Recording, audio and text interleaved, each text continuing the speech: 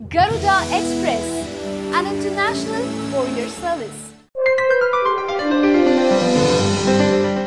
ఆ రెండు దేశాలు బద్ద శత్రువులు కానీ ఒక విషయంలో మాత్రం ఏకమయ్యాయి. అరేబియా సముద్రంలో దొంగల బారి నుంచి వాణిజ్య నౌకలను కాపాడేందుకు భారత్, చైనా నావికా దళాలు సంయుక్తంగా చర్యలు చేపట్టాయి. మలేషియాలోని కెలాంగ్కు, పోర్ట్ ఆఫ్ అడెన్కు మధ్య ప్రయాణిస్తున్న ఒక భారీ వాణిజ్య నౌకపై సముద్ర దొంగలు దాడి చేశారు. దీనిని రక్షించేందుకు ఐఎన్ఎస్ ముంబై, ఐఎన్ఎస్ తారక్ రంగంలోకి దిగాయి. ది యూకే ఎంటీఓ నుంచి వచ్చిన సమాచారం మేరకు ఈ నౌకలు రంగంలోకి దిగాయి. ఇది దాదాపు 21,000 కిలోమీటర్ల మేరకు సముద్రాన్ని పరిశీలిస్తుంటుందట. ఈ మార్గాన్ని చైనా, ఇటలీ, పాకిస్తాన్ కు చెందిన నౌకలు కూడా పరిరక్షిస్తుంటాయి.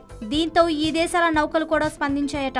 కానీ భారత నావికా దళం వేగంగా స్పందించి సదరు వాణిజ్య నౌకకు ఒక హెలికాప్టర్ను పంపించింది. అదే సమయంలో చైనాకు చెందిన ప్రత్యేక బలగాలు నౌకలోకి ప్రవేశించి సముద్ర దొంగల కోసం గాలింపు చేపట్టాయి. దీంతో సముద్ర దొంగలు పరారయ్యారు. ఈ సందర్భంగా చైనా బలగాలు భారత్ బలగాలకు కృతజ్ఞతలు తెలిపినట్టు చెప్తున్నారు నావికా సిబ్బంది. హాయ్ యోయో వ్యూవర్స్, సబ్స్క్రైబ్ చేసేటప్పుడు అక్కడ ఉండే గంట సింబల్ ను ప్రెస్ చేయడం మర్చిపోవద్దు.